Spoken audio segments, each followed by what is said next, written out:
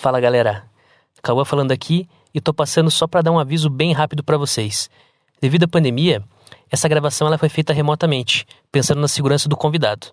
Então em alguns momentos você vai ouvir alguns sons externos e ruídos, beleza? Agora bora pro episódio que tá muito bacana.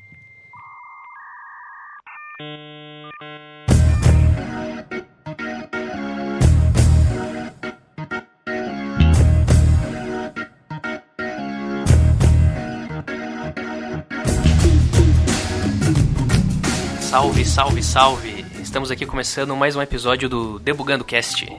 Seja muito bem-vindo, seja muito bem-vinda. Essa noite, cara, sério, tô animadaço aqui. Vamos conversar com um dos meus mentores, grande amigo meu, um cara que tem uma experiência gigantesca na área aí. E vamos falar sobre como que é o mercado de TI no Brasil afora. Fala aí, Vina, tudo certo? E aí, boa noite, galera, boa tarde, bom dia. Não sei que hora vocês estão ouvindo a gente aí. Cara, essa debugada de hoje aí tem um tom especial que o camarada que tá conosco aí sempre ouvi falar muito dele, sempre ouvi falar muito bem dele, sempre ouvi falar que ele é um cara muito experiente, que já rodou aí o Brasil inteiro, né, nesse mercado, nesse mundo da tecnologia. E eu tô muito curioso, cara, e muito empolgado com conhecer esse cara aí. Então vamos nessa. Rian, tudo certo aí, velho? Se apresenta pra galera. Fala, rapaziada. Prazer em estar com vocês hoje. Fiquei nervoso com a apresentação aí, tá? Mas vamos embora, vamos fazer esse pod... Caiu. Agora, velho. O cara ficou tão nervoso que caiu, velho. Começamos bem, hein? Porra, Começamos da hora, hein? Porra, É esse tipo de coisa que o editor corta, entendeu? isso já ficou, ó.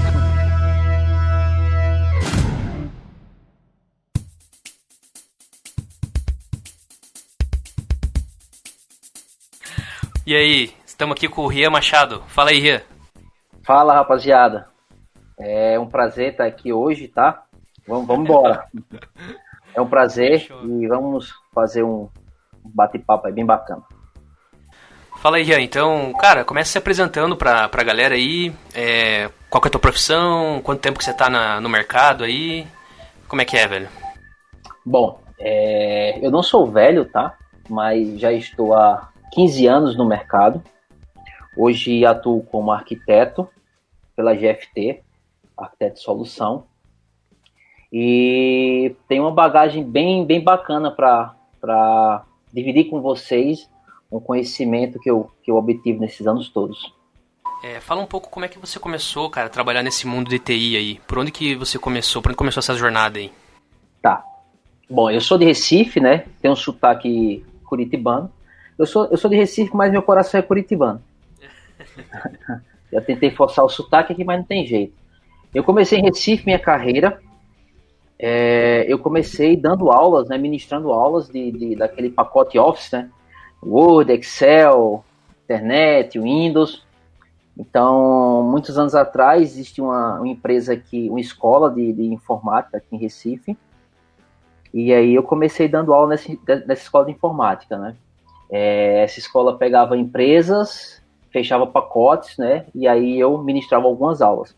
Foi assim que eu comecei a colocar o primeiro pé aí na área de tecnologia. Informática básica, isso aí. Informática. Você nem sabia nada nesse mundo de programação, coisa assim, não sabia nada ainda. Não, zero. O máximo que eu aproximava ali de programação era com Excel. Uhum. E daí eu tive a oportunidade nessa época de conhecer uma galera muito monstro aqui em Recife. Uma galera que já tinha um nome muito grande na área de programação. Não vou citar os nomes, senão vou esquecer de alguns deles e aí vai ficar mal. Mas assim, com esses monstros aí de muitos anos atrás, eu comecei a ter o primeiro contato desenvolvendo alguns exemplos para a internet, né? Na época usava o ASP, né? Eu acho que vocês não tiveram contato com o ASP. Só ouvi falar, nunca trabalhei também. Então, foi meu primeiro contato com a programação. Então, eu ministrava aulas, tinha outra turma, um outro pessoal aí que ministrava já aulas de programação, desenvolvimento, e foi aí que eu comecei a me interessar, né, tendo contato com essa galera. E aí fazia algumas coisas em casa, né? Fazia os exemplos básicos em casa. E foi assim que eu tive o primeiro contato aí com a programação. Entendi. Você, assim, aí você já estava cursando algum curso de TI ou ainda não? Você estava só ensinando informática ali? Como é que foi? Então, não, zero, não cursava. Até mesmo porque naquela época, os cursos em faculdades particulares eram muito caros, não é? Eu precisava também trabalhar já, né? E não conseguia trabalhar e cursar a faculdade, né? Não tinha também condições de bancar a faculdade. Então, nessa época, era apenas mesmo um curioso do desenvolvimento, né? Mas não cheguei nessa época, cursar, não. Depois de um bom tempo, eu comecei a pegar mais turmas para ministrar, né? Então, eu comecei a juntar uma grana maior e daí sim comecei a cursar um ensino superior. Entendi. E, assim, você começou a trabalhar, então, na área antes de fazer o curso de TI? Exatamente. Conseguiu isso? Consegui. Então, eu já ministrava essas aulas, né, e já pegava alguns freelances, assim, alguns sites para fazer. Como eu falei, tive contato com o ASP, então já programava algumas coisas para a internet. Mas até então não cursava o ensino superior. Com o tempo, já fazendo uma grana maior, eu consegui entrar numa faculdade particular, não é? Aos trancos e barrancos naquela época para poder pagar uma faculdade particular. Era um suor muito grande. E aí, quando eu entrei no ensino superior, eu já sabia programar, não é? Obviamente que era bem distante, assim, né, do aprendizado acadêmico com que eu fazia profissionalmente, entre aspas, né? Porque minha profissão mesmo era ministrar aulas do pacote Office, né? Excel, Word. E a programação era apenas como freelancer, né? Mas eu não cheguei na faculdade cru, né? Eu já era um curioso, né? Eu já gostava muito de lógica, então cheguei na faculdade já com alguma noção. Pô, que massa. E tudo isso aí em Recife, né? Ainda você tava cursando e tal, não tinha saído de Recife ainda. Então, isso em Recife ainda. Isso em mais ou menos, acho que 2005, por aí. Então, quando entrei na faculdade, foi aqui em Recife, foi na Universidade Católica de Pernambuco. Né? Me identifiquei muito com o curso. O curso era Ciência da Computação, não é? Principalmente porque era um curso que a gente tinha os compiladores, tinha as ferramentas já no computador para programar. Na minha época eu comecei com Pascal, isso falando da parte acadêmica, Pascal e C, e a gente fazia as provas num papel, não é? Vinha na mão mesmo, ali na unha. Na mão mesmo. Eu tinha um professor, cara, bem louco, assim, que você podia olhar para qualquer material e responder sua prova, não é? Sendo que, assim, para você descobrir a questão, eram diversas questões. Para você descobrir a questão que você ia responder, você fazia um cálculo, não é? Você pegava a sua primeira letra do seu primeiro nome com a última letra do último nome, pegava o código da tabela ASCII, somava, dividia e descobria a questão. Você ia usando lógica ali no meio para conseguir também resolver. Exatamente. Então não tinha nada de... Com o tempo a gente foi frequentando laboratório, conhecendo alguns compiladores, tinha o Turbo Pascal na época. E foi assim que eu comecei na vida acadêmica a me aperfeiçoar mais ainda com essa questão de lógica e programação. Entendi. E, cara, assim, quando que surgiu a primeira oportunidade para você sair de Recife aí? Porque você ficou um tempo aí trabalhando e de repente você saiu, né? Você teve uma oportunidade fora. Como que foi essa mudança? Sim. Bom, antes disso, tiveram alguns passos aí, né? Eu não terminei ciência da computação.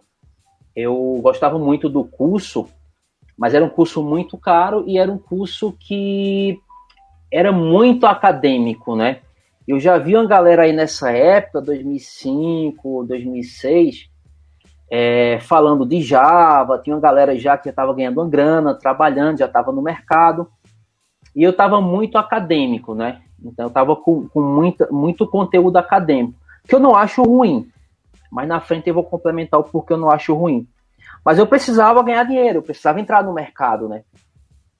Então daí eu procurei um outro curso, procurei Sistema de Informação, em uma faculdade menor, particular também, e essa faculdade menor você acaba tendo mais contato com os professores.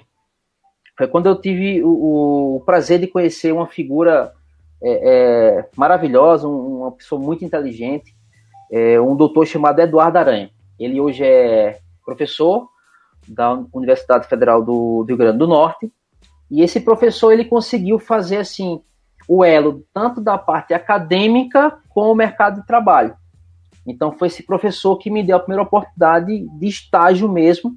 Então eu já não trabalhava mais ministrando aulas, eu larguei tudo mesmo e passei a viver e meu ganha-pão ser mesmo a programação, né? O estágio programando, né? Então foi uma mudança para mim bem bacana, porque eu deixei mais de lado, não 100% de lado o mundo acadêmico, né? Mas passei também a conhecer o mundo corporativo, né? Comecei estagiando aqui em Recife, não é? Passei acho que mais ou menos depois desse estágio, umas 2, 3 empresas aqui em Recife mesmo, ou seja, até 2008 eu continuei em Recife, tá? Foi quando aí eu recebi uma proposta para ir para São Paulo. Como foi que eu recebi essa proposta, né?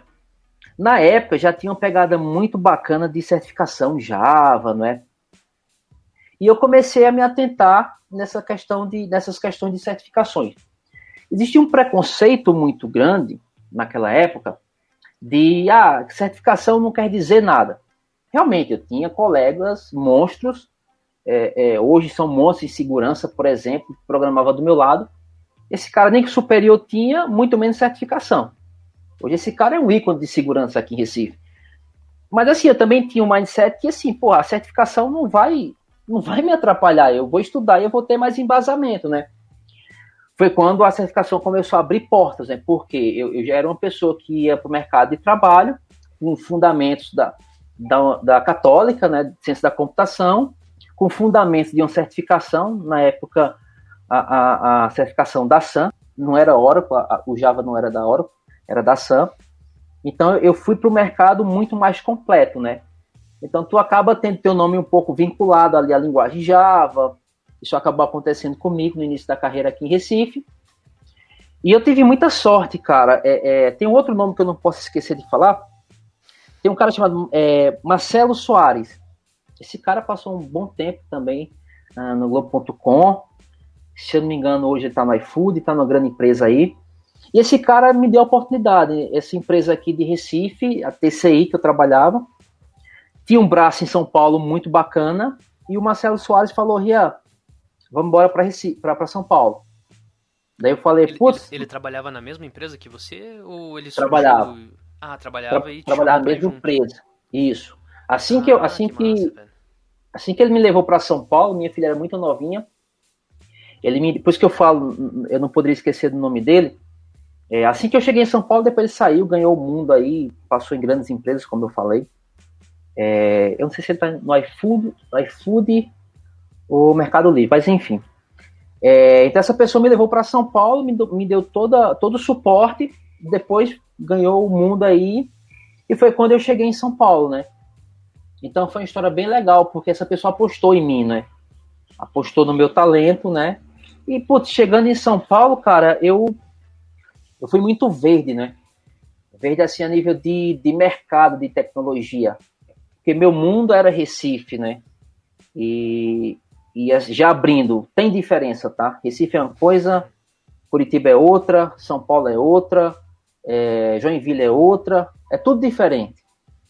Tá? Você pode falar que programa na mesma linguagem Java, as cabeças são diferentes, a cultura das pessoas modifica também o comportamento para esse lado também, do desenvolvimento, da formação de um desenvolvedor. Então foi assim que eu cheguei em São Paulo e eu cheguei já com coisa em mente. Cara, eu vou fazer os cursos que São Paulo sempre vendia, né? Curso em São Paulo, que em Recife eu não tinha acesso. Então o primeiro curso que eu procurei de arquitetura foi o curso da Kaelo. Então foi assim que eu cheguei em São Paulo. Entendi. E você mencionou ali de certificações, só para não perder o papo lá. Hoje em dia, você acha que ainda é válido fazer certificações em Java ou já parte para nuvem mesmo? O que você acha disso aí? Bom, com relação à certificação, sim, 100% que as pessoas devem procurar se especializar. Com relação à certificação Java hoje em dia, eu não faria uma certificação em Java. Tá? Eu não procuraria uma certificação em uma linguagem Node, Java, PHP, .NET. Eu procuraria me especializar em solução, né? Mas assim, o fato de ter uma certificação não atrapalha, volta a falar. A certificação abre tua cabeça, tu aprofunda, tu passa a ter embasamento, né? Mas Rian, eu não procuraria uma certificação voltada a uma linguagem, e sim uma certificação voltada a uma solução, um conceito, né? Tá, isso. Não, beleza. Só para não perder esse assunto aí que você tinha comentado ali antes.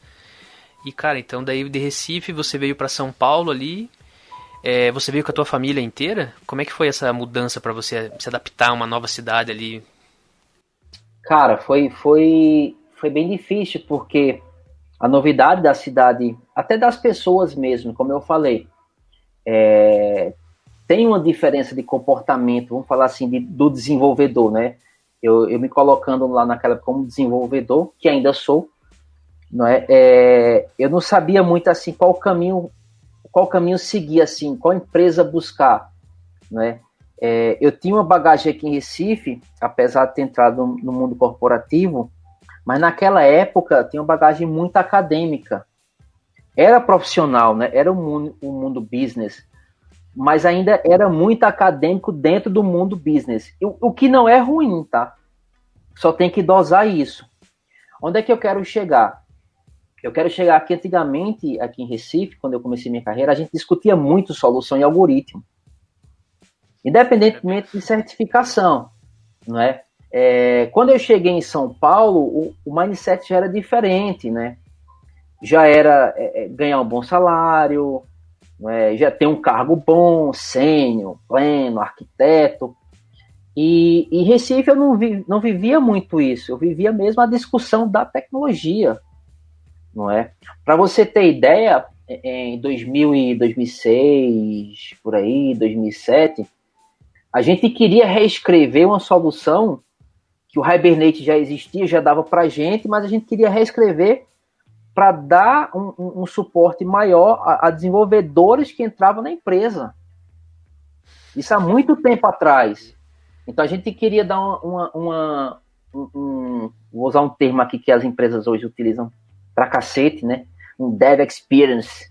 Cara, putz, hoje se fala bonito pra cacete, cara, mas antes a gente já praticava isso bastante, praticava muito, inclusive, né? Então o cara entrava, o cara não sabia, não comia com farinha, digamos assim, o Hibernate, mas a gente escreveu uma solução que ele performava muito bem na empresa, né? Em São Paulo, a pegada era um pouco diferente, então eu tive que me achar, né? Então comecei a procurar uns cursos, como eu falei, né? Começar a entender a galera. E sim, foi difícil a adaptação. Foi difícil. E, pô, você falou aí que, então, de Recife para São Paulo as preocupações eram outras, né? Lá em Recife era muito focado em resolver o problema ali. Em São Paulo a preocupação era mais com ter um salário massa ali. Mudou um pouco isso aí, né? Se sentiu bem. Massa ouvir isso aí, cara. É uma visão que a gente tem de São Paulo aí, né? Pode ser também. O que não quer dizer que seja errado, tá? Eu acho que tem que haver equilíbrio. Eu falo muito mal, às vezes, do mindset de Recife, né? Que é também, cara, não precisa defender uma tese de mestrado para falar de um serviço REST. Você precisa conhecer, mas precisa defender e fazer um doutorado para você pôr um API para alguém consumir, né? Mas também não precisa por colocar, porque tem que entregar alguma coisa, né? Então eu acho que sempre tem que haver esse equilíbrio, e que é difícil você conseguir chegar no equilíbrio. Tá, beleza.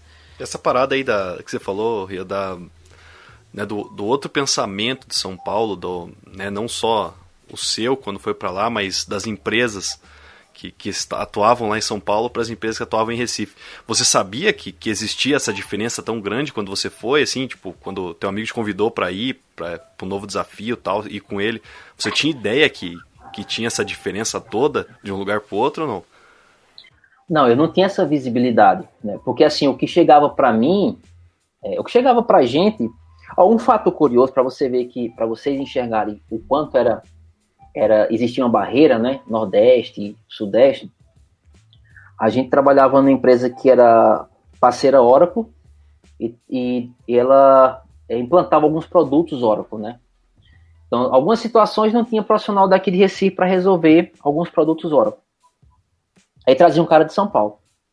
Quando o cara chegava aqui, as pessoas ficavam, nossa, você viu o cara de São Paulo tá aí? Eu dizia, nossa, velho, mas o Java dele é igual ao meu, né? É o mesmo binário. Aquele programa lá é o programa aqui, velho.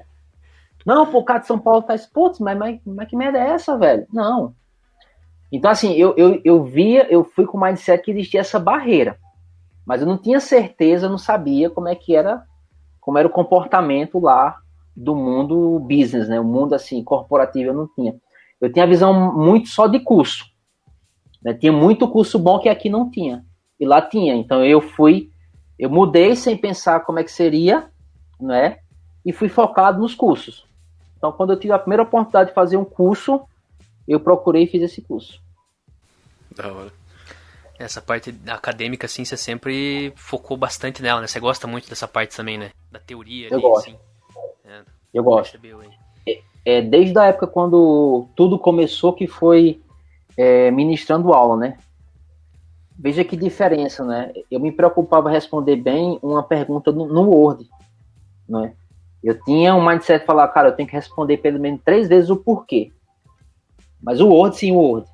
Então eu levo isso comigo, eu trago isso comigo até hoje, né?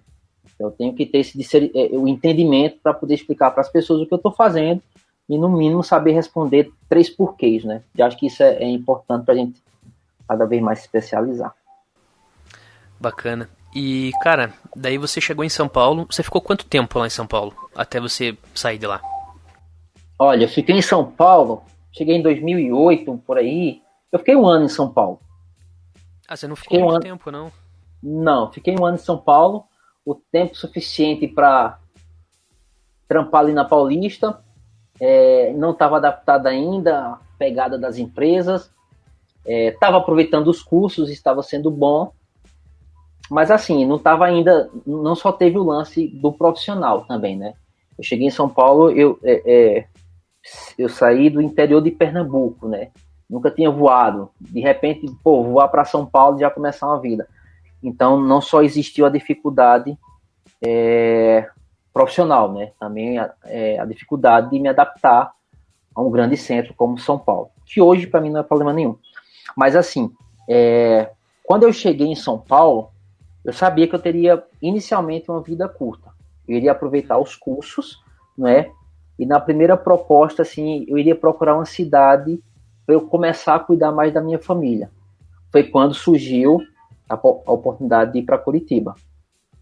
É uma história bem bacana também. Então, cara, daí você estava em São Paulo, daí veio para Curitiba aí. Mas rapidinho, você pode falar o nome das empresas que você trabalhou, tanto lá em Recife quanto em São Paulo, aqui, toda essa trajetória? Só pra gente ter uma noção aí da onde você passou? Claro. Sim, sim. As experiências boas, eu vou falar o nome. As experiências que não foram tão boas, eu não vou mencionar. Então, eu comecei a trabalhar estagiando no IPAD, quando eu comecei a falar do início da minha carreira, da pessoa que me deu a primeira oportunidade, que foi Eduardo Aranha. Eu comecei a estagiar no IPAD.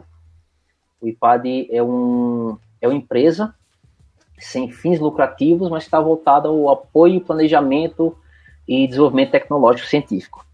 Então, nome bonito pra cacete, né? Mas realmente tinha uma galera muito, muito, muito da hora. Inclusive, assim, tinha uma galera tão da hora que, por exemplo, teve esse meu professor, né, Eduardo Aranha, que hoje é um doutor na Universidade Federal do Rio Grande do Norte. Teve uma galera que montou outra empresa chamada Mundo de Bita. Mundo Bita, se eu não me engano. É uma galera com um mindset, diferenciado. Se vocês procurarem Essa galera, vocês irão ver que é uma galera, putz, fodida. Então, no IPAD eu tive um contato bem bacana com uma turma muito boa. Depois do IPAD, eu trabalhei numa empresa também chamada TCI, tá? A TCI foi a empresa que eu conheci o Marcelo Soares, a pessoa que me levou para São Paulo, tá? Uhum. E aí, chegando em São Paulo, foi quando eu recebi uma proposta para ir para Curitiba. Existia alguns gestores da TCI, diretores, que montaram empresa no mesmo ramo da TCI, não é? Gestão de documento, guarda de documento, solução para essa guarda de documento, que alguns desses diretores conheciam meu nome, né? Isso mérito também de um trabalho, mas também de um gestor que eu tive, que foi o Marcelo Soares. Então, meu nome chegou nessa galera, e essa galera, quando montou a empresa em Curitiba, né, no mesmo ramo da TCI, essa galera me levou para Curitiba. Então, foi assim que eu cheguei até Curitiba. Network aí fortíssimo, né? Para levar para os lugares aí, porra. Isso mostra o quanto vale a gente se dedicar e fazer o nosso trabalho da melhor forma possível. Isso, para mim, é bem claro. E, cara, aqui em Curitiba daí, você chegou aqui e trabalhou por quanto tempo aqui? Você ficou muito tempo em Curitiba? Bom, então, quando eu cheguei em Curitiba, existiu um divisor de águas aí bem legal na minha carreira. Foi quando eu fui trabalhar no CITES, né?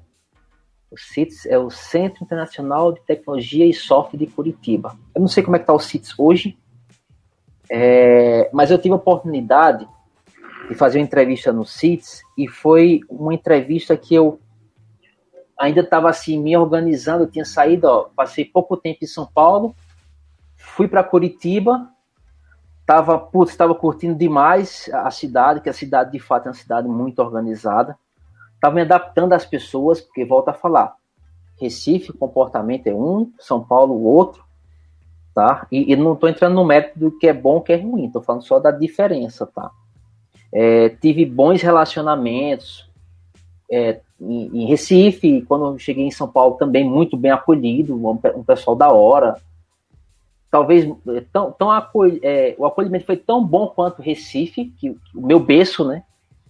Em Curitiba, mais um desafio, né? Tudo do zero mais uma vez.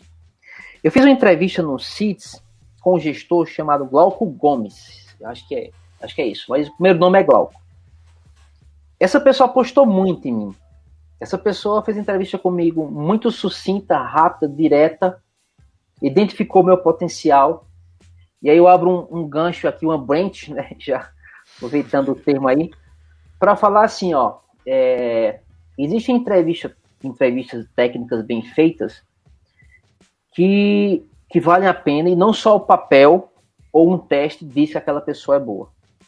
Porque essa entrevista, ela durou meia hora, a pessoa foi muito aguda nas perguntas, identificou o potencial e me colocou em uma situação onde ninguém queria ficar. Eu fui para um cliente, né? Não vou entrar no mérito aqui, porque já era um ambiente, como é que eu posso falar, bem turbulento, o cliente, a solução, falando ali do Scrum, né? O Scrum não se aplica em todos os projetos, né? Tem projeto caótico que não se aplica, né? E eu fui para um projeto caótico, em todos os aspectos, né? E essa pessoa apostou em mim, então eu não fiquei nos projetos assim dentro do CITES. No primeiro momento eu fui alocado, né? Cara, e assim, tive a oportunidade de mostrar meu talento. Foi um projeto para a Telefônica.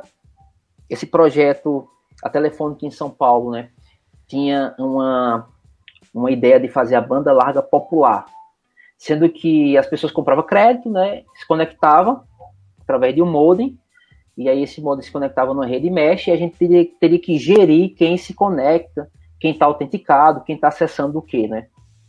Então a gente tinha, por exemplo, um pedófilo acessa alguns sites com pornografia infantil, então a gente precisava ter esse domínio, né, esse conteúdo tá na nossa mão, né? Então eu tive a oportunidade de chegar nessa empresa, né, que eu fui alocado através do CITES, né, E o pessoal que fabricava os componentes eletrônicos, né, que colocava lá para poder plugar nos ADSL, eu desenvolvi a solução que conectava com esse software embarcado, né? Então, para mim, foi uma experiência maravilhosa, porque, primeiro, pelo resultado do projeto, né? Imagina, você pegar pedófilos, né? Teu software poder pegar pedófilos, né? E você chegar junto com a empresa que fabrica o equipamento, a empresa que coloca o embarcado ali, você poder se conectar nesse embarcado e dar uma solução para isso. Então, para mim, foi fantástico, assim, para mim foi um divisor de águas absurdo, né? E no início, quando eu ouvi, né, você vai para um projeto muito difícil, né, caótico, nada, nossa, cara, foi o projeto mais fácil de se lidar com as pessoas. Para você, Mais de ambiente hostil, então, da entrevista de um projeto de ambiente hostil, foi pro projeto dos sonhos ali em 2 toques. Em 2 toques. Porque as pessoas só precisavam de alguém para querer fazer, sabe? Independentemente de solução A, B ou C, o cara, esse parceiro, né, da época, um grande amigo hoje também aí de Curitiba, não é?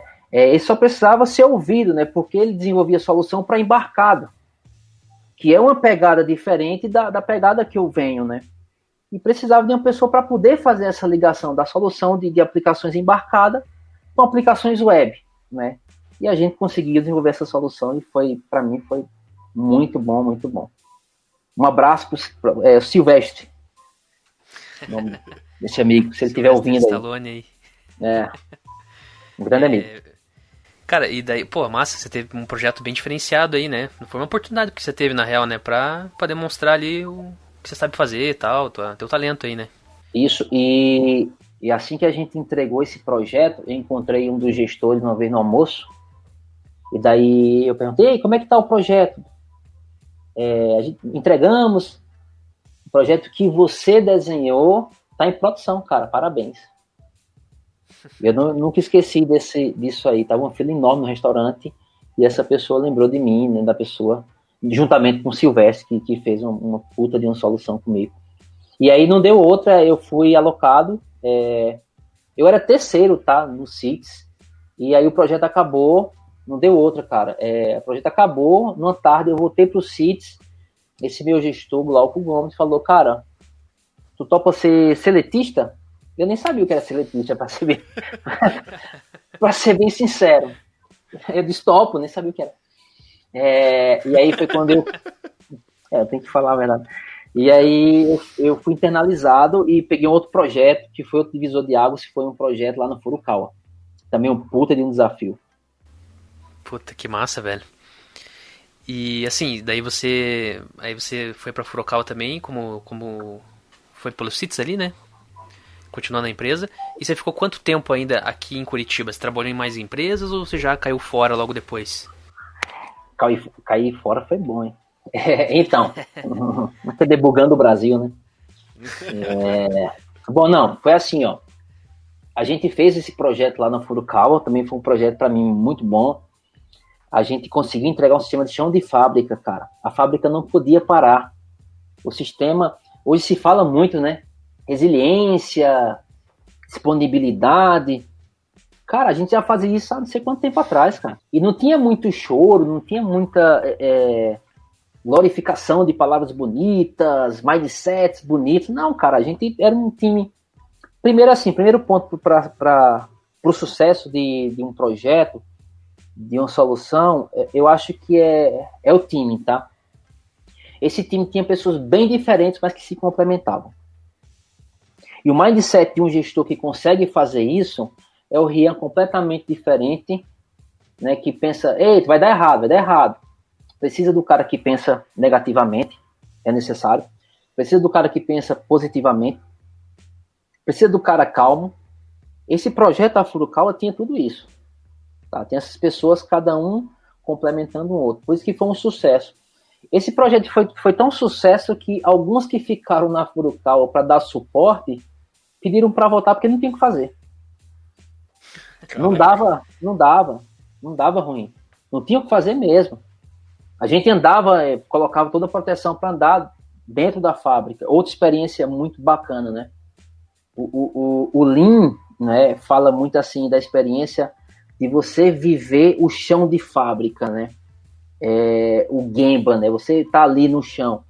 A gente já fazia isso há um bom tempo, cara. A gente vivia aquilo, né? Eu tô mencionando isso porque mais na frente eu vou chegar num ponto do que é hoje e do que eu vivia antigamente, tá? Então daí, ó, depois da Furukawa, eu recebi uma proposta de uma galera de São Paulo que eu já conhecia, outros de Curitiba também, que eu fiz um networking bacana. Recebi um convite para a gente desenhar uma solução em Bauru. É uma empresa que trabalha no ramo jurídico, tá? Que precisava reescrever sua solução. Então, eu, junto com um grande amigo de Curitiba, o André Melo, acho que o Cauã deve ter trabalhado com ele na Sascar. Trabalhei. Eu, junto com o André Melo e o Cliff, que eu já conhecia desde de Recife, né? Então, essa galera se juntou para desenhar uma solução no âmbito jurídico lá em Bauru. Foi um período curto, né? Eu saí de Curitiba, fui para Bauru com minha família, eu louco mais uma vez, né? Vamos embora, vai todo mundo aí, põe. Cara, eu fiz a mudança à noite, velho. A gente fez a mudança à noite, as crianças pequenas, que doideira, velho. Hoje eu não faço mais isso, não. Mas foi bacana porque assim, mais uma vez, né, eu sou motivado a desafio, né? Eu acho que, tem uma bucha ali, juntar uma equipe bacana, e quando existe essa sinergia bacana aí desse time para resolver uma bucha, pode contar com o Rian que a gente cai para cima mesmo. E aí fui para Bauru, passei um tempo, a gente resolveu algumas coisas bem legais. O desafio era não só de solução, mas uma solução que era em cima de uma plataforma francesa. Era uma plataforma de gestão de conteúdo, não é, que já tinha uns conceitos aí bem bacana, né, bem diferenciado para o mercado brasileiro, falando de tecnologia mesmo, né. Então, o maior desafio para mim foi trabalhar em cima da customização dessa plataforma, né, a plataforma Nuxio. Então, só vamos recapitular aqui. De Recife para São Paulo, de São Paulo para Curitiba para Bauru. Pô, depois 4 cidades. E você levou tua família em todas nessas aí? Levei geral. Esse período, só antes de você continuar, Ria, quanto tempo você durou esse primeiro período de Curitiba aí? 2 anos e alguma coisa. 2 anos e alguma coisa. E te falo sem medo nenhum, assim, de tempo, tá? Tem tempo em lugares, tempo que às vezes... Eu tinha esse preconceito. Putz, vai pegar mal, né? Porra nenhuma, assim. Não tem isso. Eu acho que você cuida da sua carreira, tá? Você precisa direcionar a sua carreira. Hoje se vende muito em LinkedIn dessas empresas que querem ser fintech, big tech, que você é dono da sua carreira, mas poucas ajudam tu cuidar da tua carreira. Lá no passado, todas eu tive ajuda para eu cuidar da minha carreira. Então, sempre as mudanças, Curitiba eu passei um tempo maior, me identifiquei com a cidade, com as pessoas, tá? Me identifiquei muito aquele projeto caótico que eu expliquei lá no passado. Me identifiquei muito com as pessoas que participavam em projetos caóticos, são pessoas parceiras, o curitibano é parceiro. Isso não quer dizer que São Paulo e Recife não seja, tem parceria em todos os lugares. Mas eu me identifiquei com a cultura, lembra da cultura que eu falei lá no passado? Mais uma vez diferente, e eu acabei me adaptando à cultura no Sul. Então eu passei mais ou menos 2 anos e meio até ir para Bauru 1 ano, daí eu retornei para Curitiba. Depois de um tempo ali em Bauru, você voltou para Curitiba de novo, e daí você ficou muito tempo aqui ainda? Então, Curitiba? Então, vamos lá. Vamos voltar à saga do Rian. Caraca, velho. O ruim disso aí, tá? Que a mulher pediu pra separar, tá? Depois você vai... Nem tudo são flores, né? Na carreira. Você acha que o microservice vem de graça hoje? Vem não, negão. Microservice, CQRS, Big Data, E vem de Santos e não vem de graça não, negão. A mulher pediu pra separar dessa. Mas então, ó, quando eu tava em Bauru, eu já comecei a ver a gente indo pra uma perninha pra São Paulo. Sabe, pra São Paulo não é o momento de retornar agora. Eu já comecei a frequentar alguns clientes de São Paulo. E daí eu pensei, não, eu já tinha iniciado uma vida em Curitiba, né? Passado um bom tempo, né? 2 anos e pouco. Nessa época a gente já tinha comprado um apartamento em Curitiba, tudo mais. A gente acabou voltando para Curitiba, para esse apartamento. E nessa época tinha muito mindset de Service Bus, de SOA. Isso em 2008 eu cheguei em São Paulo, depois para Curitiba.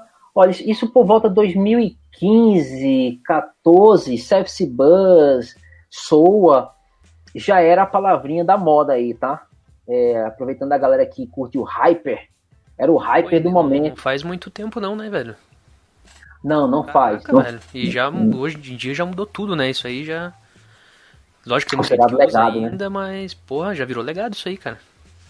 Mas isso é muito fácil responder porque o mercado, o time to market é muito rápido, né? E eu acho que soluções de barramento, SOA, orquestração, eu acho que talvez, essa é uma opinião minha, vai de encontro à velocidade que o mercado tem que estar se transformando, né? E eu não queria fazer um serviço SOAP, né, para consumir trocando dados XML. Eu queria conhecer SOA mesmo, né? Coreografia desse serviço, colocar isso, plugar em um barramento, pegar esse barramento, ver em um mundo corporativo, né? Eu queria aprender isso, né? Então eu voltei de Bauru já com esse mindset SOA, né? E aí, nessa época, tinha 2 nomes em Curitiba, se eu não estiver enganado. Era Sascar, com uma figura chamada Luciano Silva, que hoje é um amigão nosso, um parceiro, enfim. Se eu for passar aqui adjetivo, passar a noite falando bem do cara. Sou grato, até hoje sou grato. Tudo que eu tenho hoje que eu tive na minha carreira que foi disruptivo, devo a esse cara. E aí, assim, tinha Sascar com o Luciano e tinha, se eu não me engano, a GVT trabalhava também com SOA. E daí eu fiz uma entrevista, cara, lá na GVT, entraram em contato comigo, perguntaram, pediram para preencher um formulário. Eu preenchi o formulário, eu falei que sabia, eu conhecia o nome SOA, né? Sabia programar SOAP. Nossa, eu cheguei lá, o cara me descascou, velho. É bom falar isso hoje. Vai que a gente encontra, é brincadeira, não vamos... Eu não guardo mágoa. Mas brincadeira. Eu não lembro o nome dele. Mas enfim. E aí, cara, o cara falou pra mim, cara, você não conhece SOA, você não sabe SOA. Da próxima vez, quando você... Isso é importante contar para vocês e para quem tá nos ouvindo aí, porque assim, tenha muito cuidado quando você diz que sabe alguma coisa, né? Por mais que você não tenha pretensão de galgar algo maior do que você imagina, né? Eu pesquisei, eu me preparei, SOA, eu sei o que é. E o cara foi com perguntas muito, muito agudas, assim, sobre o conceito de SOA, né? Que realmente eu falei, cara, não sei. Então ele falou, cara, quando você falar que sabe, realmente... E me passou um livro, cara. Ele disse não, já deu feedback, pô, de cara assim, cara, não, você não tá apto, vaza, e valeu o livro. Eu disse, beleza, agora eu vou ler livro. E aí eu lembrei, né, eu lembrei que a gente precisa ter, lembra do início da carreira, acadêmico, embasamento, a gente não pode perder isso. A gente não pode subir degrau e perder, achar que as coisas vão... Não. Tem que continuar pesquisando, estudando e tendo embasamento para aquilo que você está buscando. E aí aconteceu que eu levei um não, e aí recebi um convite para participar da entrevista na Sascar, não é? Que era outro nome que, fazia SOA com essa figura que é o Luciano. Cara, putz, foi a melhor coisa ter ouvido o não desse cara, velho.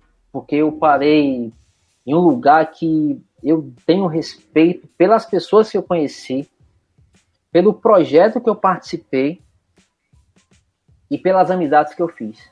Tá? Então, a Sascar, para mim, foi um divisor de águas. Foi assim que eu cheguei. Que eu voltei de Bauru e iniciei uma nova fase na minha vida profissional. E realmente foi uma nova fase, tá? Eu deixo aqui o recado assim, procure, primeiro, cuide da carreira, escolha as pessoas para que você possa estar do lado do seu crescimento profissional.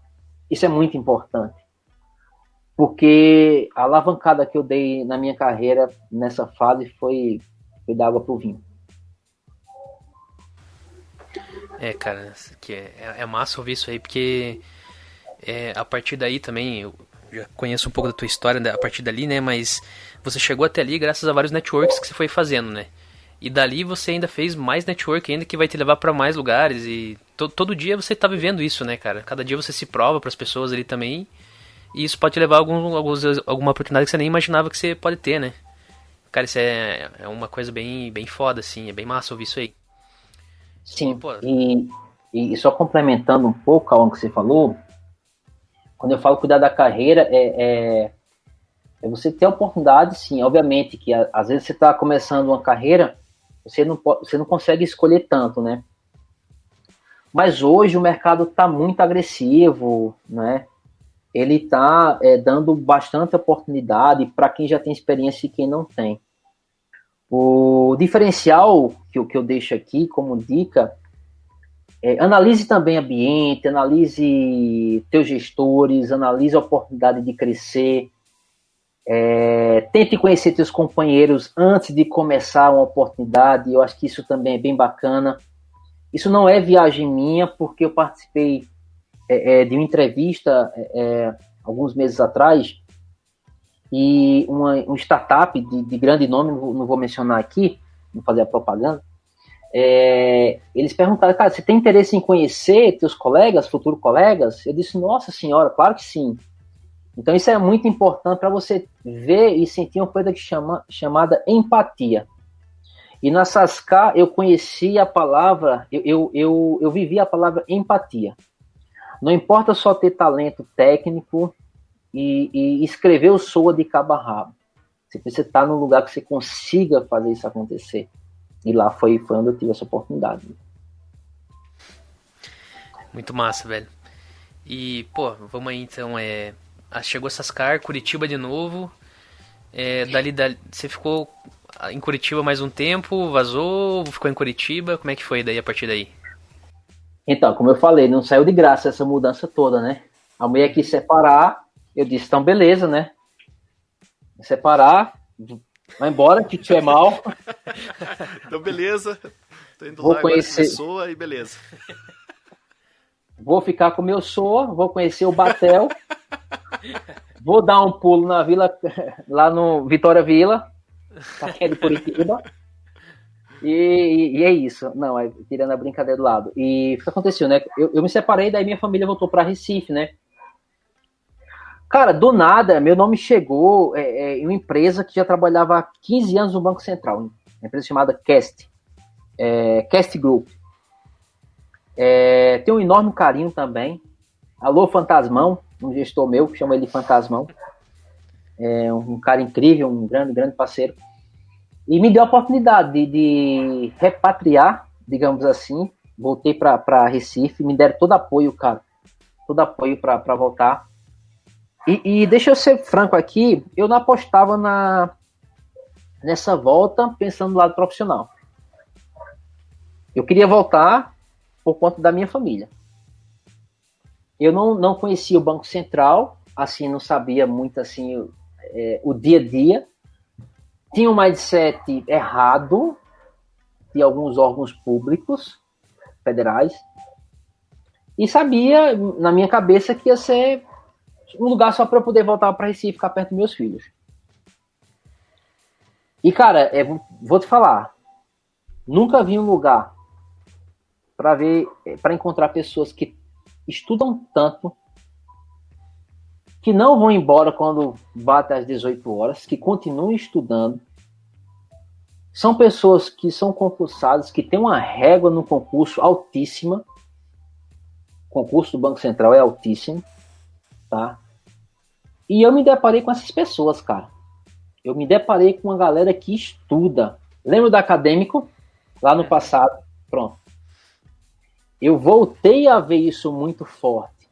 Pessoas que são extremamente conhecidas no mundo acadêmico em Recife, mas também produzindo coisas de qualidade. Tanto é que o Pix, vocês estão vendo aí, né? O Banco Central tá por trás disso. Cara, a turma do Banco Central faz um puta de um trabalho.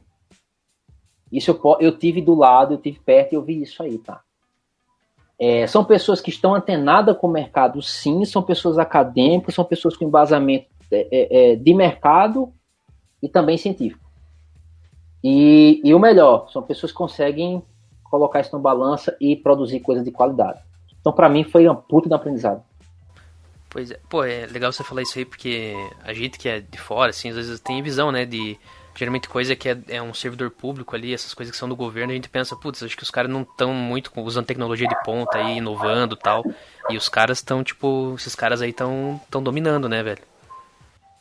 Sim, há muito tempo atrás, não é porque quando falam em tecnologia, né, há muito tempo atrás, mas isso em 2017, os caras já faziam puta de solução em Docker, cara, containers, né, e a gente vê hoje empresas, não, vem trabalhar com a gente, você vai subir um container Docker, né? Entendeu? Então, assim, e outra, tá? Se fala muito em DevOps, esteira DevOps. Cara, hoje são pouquíssimas empresas que eu conheço no Brasil, grandes startups, que fazem DevOps. Que tem pessoas com característica DevOps. DevOps você não vai na prateleira, dá um real de DevOps e põe na empresa e você começa a fazer um real de DevOps. Não funciona desse jeito. Eu vi um esteira DevOps no Banco Central. Nossa, primeiro que assim, ó, uma história interessante, a empresa que era contratada, não é? Quando, sei lá, 10 reais, um exemplo. Não é bem mais que isso, né? Então ela tem um contrato de 10 reais. O Rian foi lá, pegou um sistema para atender, corrigiu um bug. O Rian disse que corrigiu, quando foi entregar, o Sona acusou 85%. Porra, você não vai ganhar mais 10 reais a empresa. É 10 menos 2 reais de multa. Entendeu? Tinha um alto padrão ali de qualidade de entrega, então. Tinha, a empresa era qualquer coisa assim que você entregava e já estava recebendo mesmo. Não, a empresa era penalizada. E isso eu entrava no esteira que o Banco Central tinha embasamento para falar sobre a multa, sobre a glosa, né? Então eu comecei a ver e praticar DevOps sem saber que fazia isso.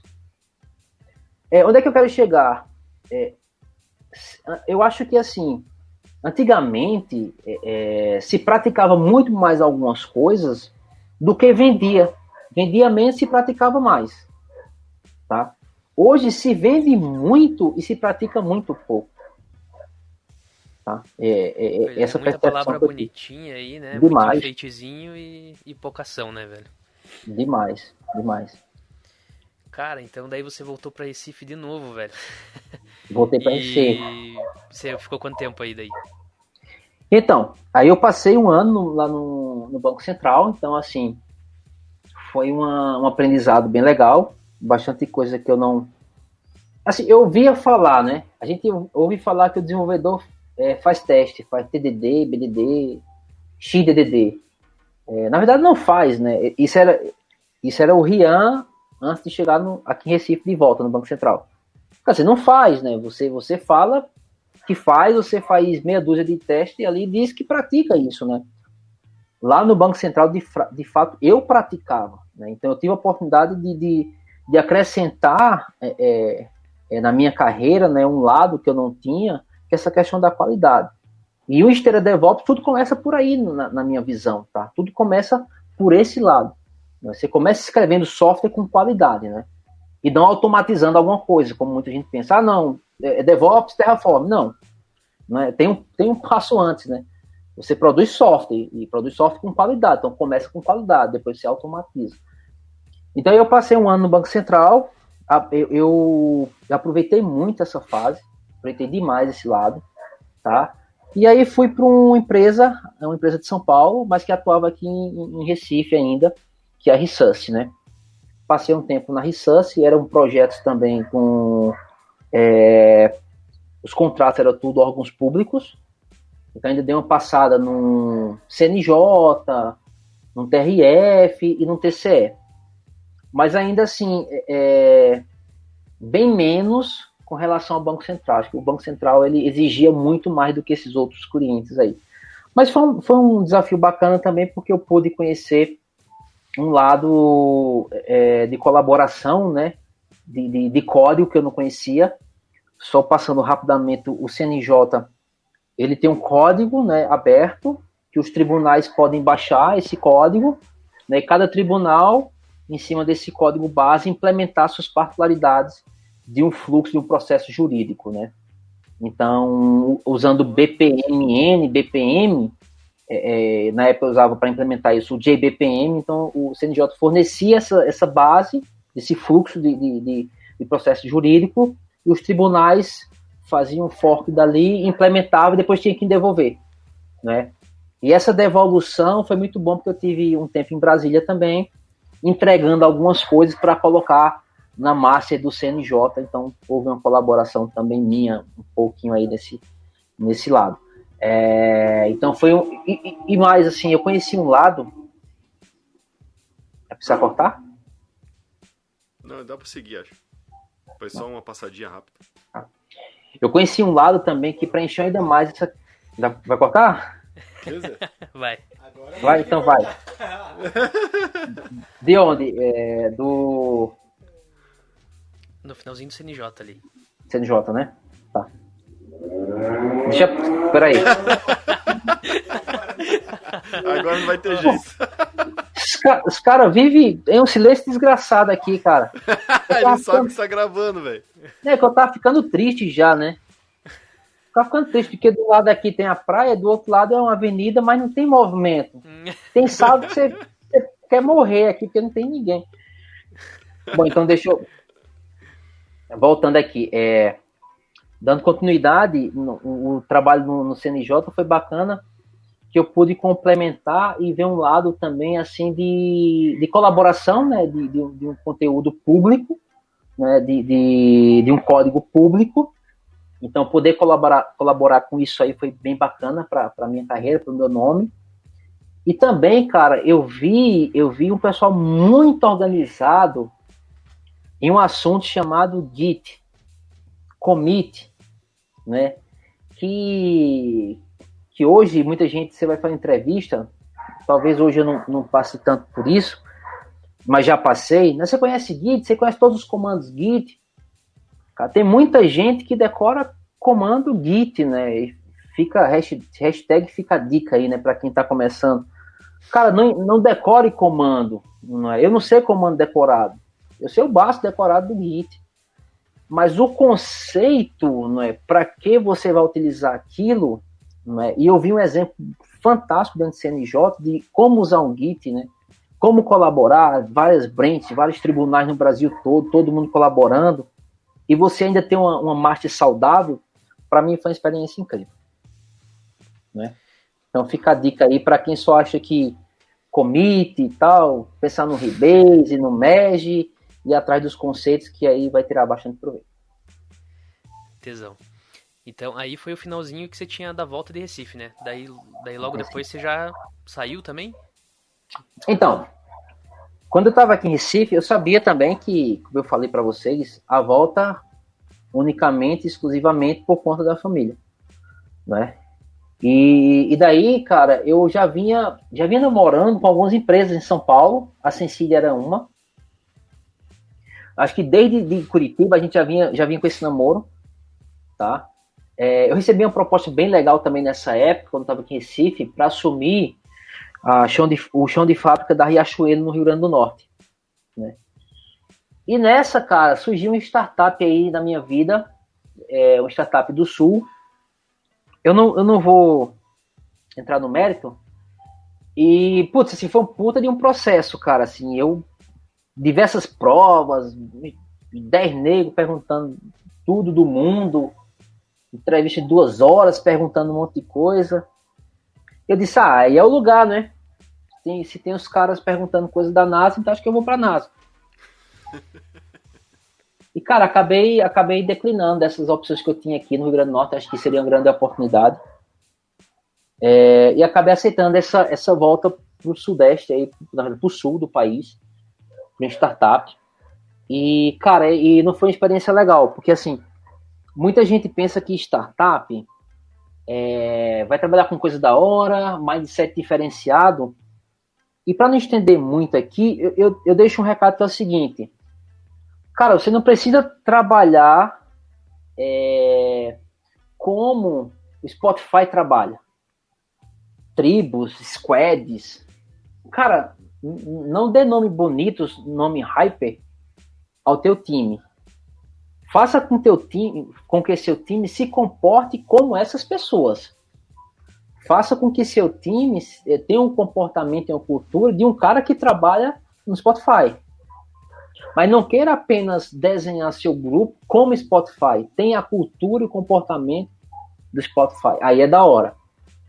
Então, assim, nessa época, o desafio que foi dado para mim, eu fui convidado para ser líder e foi vendido muito questão de microservice. Você sabe microservice e tal, não sei o que. Achei da hora. Cara, por isso que eu falo. Hoje o mercado vende muita coisa bonita, tá? Muito microservice. Hoje toda empresa que tá abordando a galera é muito microservice, é muito CQRS, é muito Amazon. Cara, os caras estão saindo ainda de como reescrever o monolito. Eu tô falando de um mindset que te vende hoje e a maioria das empresas não sabe como fazer o estrangulamento de um monolito, né? Coisa que o Martin Ford já escreveu já faz um tempinho, né? Então, tenham muito cuidado, assim, do que é hyper, né? Assim, não entra nessa... Não mergulha de cabeça em palavras que tu ouvem bonitas, assim, que é hyper. Daí eu passei um tempo no Sul e logo em seguida eu retornei para São Paulo. Então, Recife, Sul é a cidade de Santa Catarina, e depois eu fui para São Paulo e casei de fato com a Cecília. Foi quando eu falei que já tinha um namoro com a Cecília há um tempinho. Caraca, velho, já perdi a conta de quantas cidades a gente passou aqui. Cara, de todas as cidades ali, qual que você preferiu mais? Qual que você gosta mais? Eu tenho um carinho enorme por Curitiba, porque eu conheci pessoas. Lembra que eu falei de empatia e conhecimento? Essa cidade me deu tudo isso, então não tem como escolher outra. E São Paulo, assim, eu tive também São Paulo tudo acontece, tá? Eu também não seria quem eu sou se não fosse o furacão de São Paulo. Tá? É bem importante falar isso. E se não fosse bem a base acadêmica de Recife, lá do início, daquelas aulas de ciência da computação, daquele professor que me deu todo apoio, então assim, todo lugar teve sua importância na minha carreira, mas para escolher Curitiba. Mas vai lá, agora o Vina vai perguntar. É uma parada aqui que, assim, eu acredito que uma pessoa muito indicada para responder essa pergunta, que é uma dúvida particular minha, mas eu acredito que quem ouve a gente também, que vem ouvindo muito nos outros episódios, fala disso, que é a questão ali dos níveis de carreira, né? Que é a questão, do cara sênior, júnior, pleno, qual que é a diferença entre eles? E assim, como você passou por várias empresas em vários lugares diferentes, você já mencionou bastante isso, da diferença tanto da cultura da cidade influenciando dentro da cultura da empresa, independente do processo que está sendo usado nos projetos. Tem diferença entre essas classes ali? E fala um pouquinho pra gente delas também. Tá, você pergunta assim, essa diferença júnior, pleno e sênior entre essas cidades que eu passei? Exatamente. E entre elas também, porque, que nem eu falei, bom. uma pergunta também particular minha é que, o cara fala, eu entrei júnior, daí eu fui pra pleno, daí fui pra sênior. Pra mim, assim, na minha cabeça, é tipo, cara, não faço ideia do que você tá falando, diferença entre outros, sabe? Então, vou aproveitar o gancho aí, que você tem uma experiência bem grande nisso aí, pra responder pra gente. Tá, vamos lá. Primeiro, assim, tem diferença, sim, gritante. Tá? Até um ponto que eu estava pensando esses dias, né? Eu acho que o Brasil poderia ser mais debugando o Brasil, aproveitando o gancho. poderia ser mais homogêneo com relação a isso, né? Eu sei que o país é grande pra cacete, né? É praticamente um país continental, mas assim, a gente vive já passamos aí, né, de uma globalização, há muito tempo a gente já vive isso. Então eu acho que tá em tempo da gente normalizar, digamos assim, alguns conceitos quando a gente fala em desenvolvimento, a carreira de um desenvolvedor, né? Desenvolvimento de software, né? Onde é que eu quero chegar? Não precisa ser tão gritante o conceito de Júnior Curitiba, São Paulo e Recife, que é diferente. Para mim é 100% diferente, tá? Então eu acho que poderia ser mais homogêneo. Acho que a gente poderia primeiro acabar com o ciúme, né? Eu acho que a classe toda aí precisa colaborar mais. As empresas no Vale do Silício competem, mas colaboram. Né? Isso é fato. Se você pesquisar, elas colaboram, né? É uma puta de uma concorrência. Cada esquina é uma concorrência, mas os caras se ajudam, entendeu? Então eu acho que essa questão do desenvolvedor ter mais empatia, não ter tanta essa diferença, eu acho que ajudaria a ser mais homogêneo. Porque eu vejo fato para mim que é bem diferente. O Júnior aqui é uma coisa, Curitiba é outra, São Paulo é outra, tá? Talvez o mercado vai ditar isso, né? Porque em São Paulo tem mais procura, então pega mais pessoas. Então, às vezes, pega um cara que está começando e não está preparado para começar. Já Recife tem menos oportunidades, já pega um cara mais filtrado. Mas eu acho que se houver essa colaboração, essa questão mais homogênea de colaborar conteúdo, sem tanta vaidade, eu acho que dá para a gente normalizar e não ter tanta discrepância como eu vejo. Tá? Isso para mim é fato.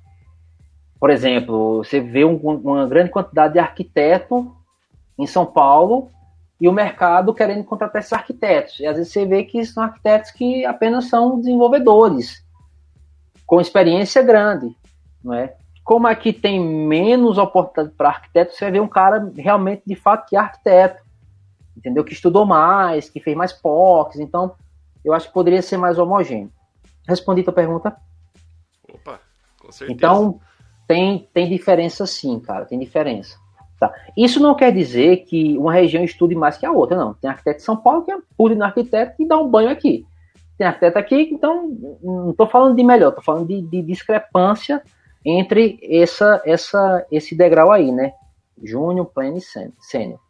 Tudo vai da necessidade, né? Que nem você falou ali que, pô, em São Paulo os caras às vezes contratam um cara que às vezes não tá tão apto a começar, mas eles estão precisando, o mercado precisa, aquela doideira ali, sim, tem que pegar essa. Sim, e eu acho que o momento do mercado também não vai facilitar essa homogeneidade que eu estou falando. O mercado está precisando muito, então eu acho que isso que eu penso, acho que não vai ser para agora. Tá? Por exemplo, eu trabalhei com o Cauã em São Paulo, onde a gente tinha solução de uma API de consulta que era completamente discrepante e bem abaixo do exemplo que eu falei lá no início do nosso bate-papo, quando a gente queria fazer um próprio repositório abstrato para fazer as queries do Hibernate de forma para facilitar o desenvolvedor. Isso que eu falei em 2006, por aí, a gente fazia bem melhor do que pessoas bem conceituadas, arquitetos, em São Paulo, em 2018, estavam oferecendo como solução. Entendeu? E eu era júnior naquela época. Então, vê que tem, sabe, a cultura ainda vai deixando essa diferença aí. E com essa mudança aí de mercado aí, as empresas acelerando, eu acho que vai continuar essa diferença muito grande. Agora, respondendo a outra pergunta, com relação a júnior, pleno e sênior, cara, eu te falo uma coisa, hoje se dá muito nome aos bois e se faz muito pouco, sabe? Quando eu conheci o Cauã entrou lá na empresa, não sei se o Cauã lembra, na Sascar, ele entrou, né? O Cauã entrou já entrou em um time forte.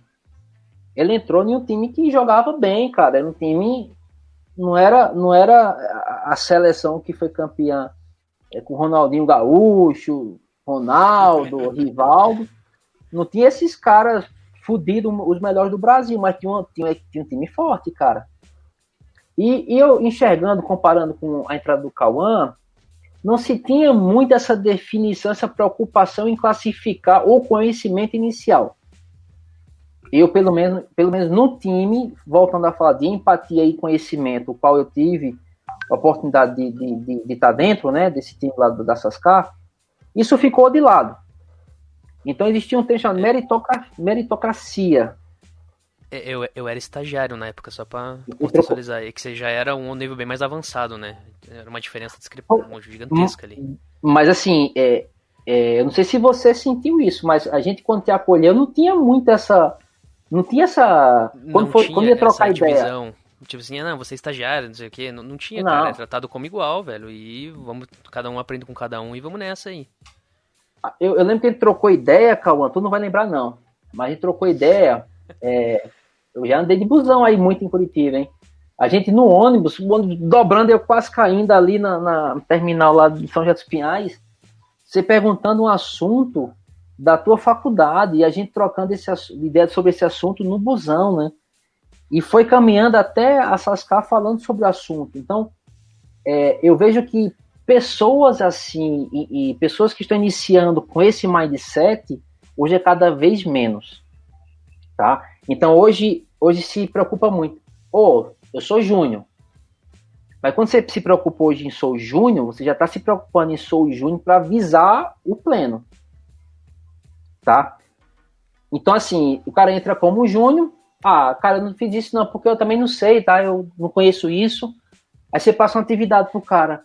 Não fiz porque eu também não sei. Cara, na minha época, cara, não tinha isso, eu não fiz porque eu não sabia, mas eu entregava alguma coisa, eu buscava alguma coisa, entendeu? Mesmo que fosse errado, né? Hoje, não fiz porque eu sou júnior, que eu não sei, eu não vi isso ainda. Eu passei vários exemplos que eu passava atividade pra galera nas últimas empresas que eu passei. E aí, cara, como é que tá? Não, cara, eu não fiz porque eu nunca vi isso. Ué, você nunca viu isso, mas vai ver agora, jovem. Então manda bala.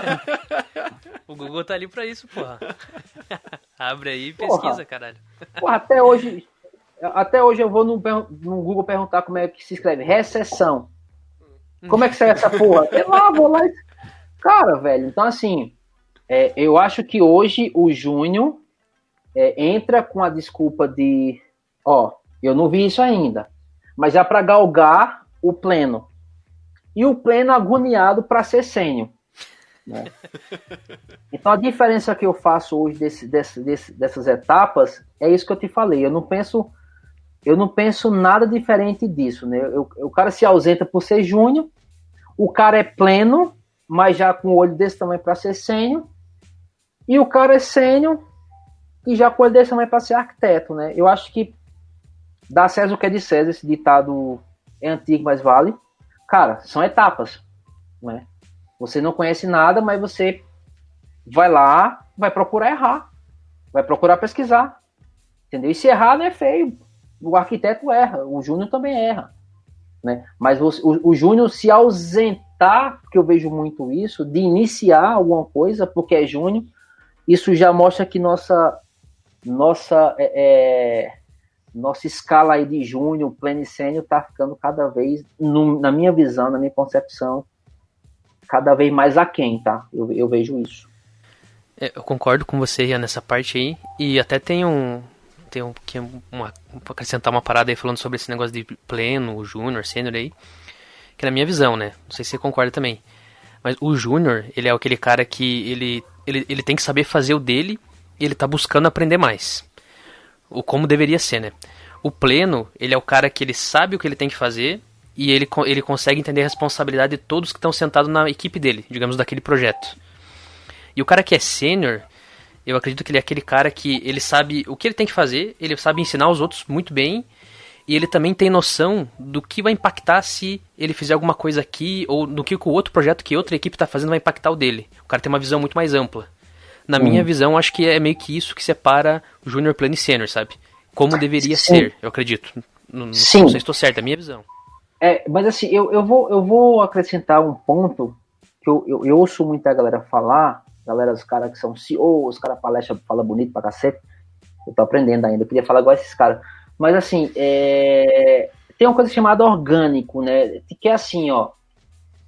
Tudo que você falou eu concordo. Mas naturalmente, quando você vai crescendo na sua carreira, muita coisa vem de forma orgânica. Quando você tem experiência mais que os outros, algumas coisas você tem que puxar a responsabilidade por você, para você, não é? Obviamente, se você tem, eu programo Java há 10 anos, né? Vai ter um deploy à noite. Putz, eu me sinto confortável, deploy de uma aplicação Java com Spring Boot. Porra, eu conheço essa porra faz 8 anos que minha vida é não beijar na boca e só programar Spring Boot. Então, porra, mais natural do que eu falar pra galera, pessoal, eu acompanho vocês hoje. Então, assim, alguns comportamentos orgânicos eu acho que poderia ser mais natural da galera, assim, ser mais presente, né? Orgânico já é natural. Eu acho que, independentemente dessa divisão, eu acho que quando você vai sentindo que você está ganhando conhecimento e confiança, e se sentindo assim em estágios mais à frente, eu acho que você precisa também puxar essa responsabilidade para você, independentemente de bandeira que te deram. Tá? Eu acho que boa. Não espera uma bandeira. Não se prender a um título, né? A um cargo, né? Não, porque assim, ó, eu vou dar um exemplo, não vou falar o nome. Eu participei de uma experiência que tem tudo a ver com o que a gente está falando. Deixa eu ver o que é que eu posso falar para não ser chato com as pessoas, com a empresa. É que assim, ó, tinha uma pessoa muito boa, assim, o cara tinha acabado de sair de pleno, os caras queriam já promover ele para sênior, porque ele já tinha trabalhado com algumas coisas Android, já tinha um mindset bacana em mobile, e surgiu uma vaga para sênior. Né? Os caras, porra, vamos botar esse cara para sênior back-end. Não é assim. Não é assim. Primeiro, por que não é assim? Era muito forçado a transição. Né? Eu vou fazer isso para eu virar o sênior, para eu ganhar a minha promoção. Né? Eu não via nenhuma atitude de sênior. Né? Por exemplo, eu vou fazer isso, eu arrasto uma task para mim, eu pego a task, eu programo, done, ok, pega a próxima, termino, done. Cara, até para um pleno e sênior, né, tem que ser uma coisa orgânica, né? Não tem que ser só apenas aquele cara que entrega algo, né? Tem que ser uma pessoa que tem um mindset um pouco diferenciado e traz a responsabilidade para ele, sem ninguém dar a bandeira dele de sênior, né? Então eu acho que... Esse negócio aí é muito, né, antes de finalizar essa tua analogia que você fez aí, sem citar nomes, eu acho que essa parada do cara se colocar presente em alguma situação, dele puxar a responsa, né, seja por conhecimento dele próprio, seja por ele sentir que, pô, eu dei o exemplo do Java ali, pô, eu mexo com isso há bastante tempo, cara, pode ser que eu tenha alguma coisa a agregar com aquele pessoal, eu vou lá dar uma mão.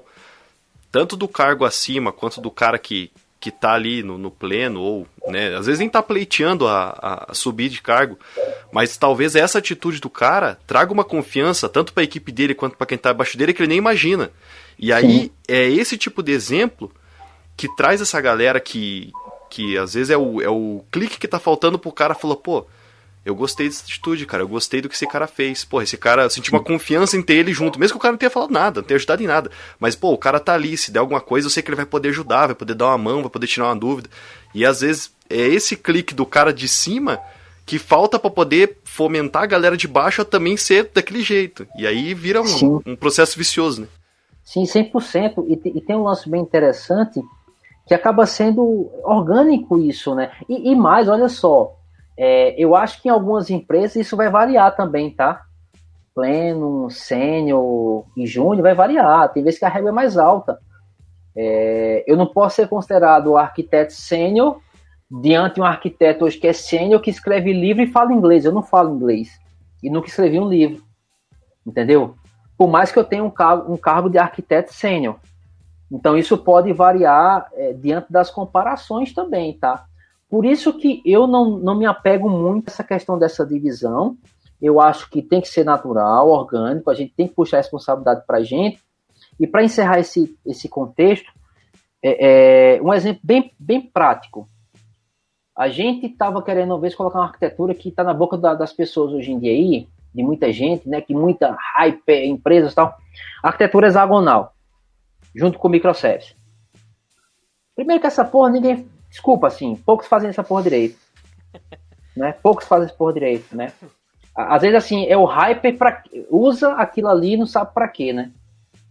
Eu peguei um cara que tava começando, não era nem júnior. Foi quem mais entendeu o porquê de usar uma arquitetura hexagonal. Foi quem mais entendeu se a gente vai usar mediadores, quais padrões que a gente vai colocar ali para poder trabalhar uma arquitetura hexagonal. Eu tenho sêniors, arquitetos, líderes plenos que vão virar sênior que não sabia por que estava fazendo aquilo. E quem mais me apoiou e quem mais me ajudou a fazer o básico de uma arquitetura hexagonal foi um cara que é júnior.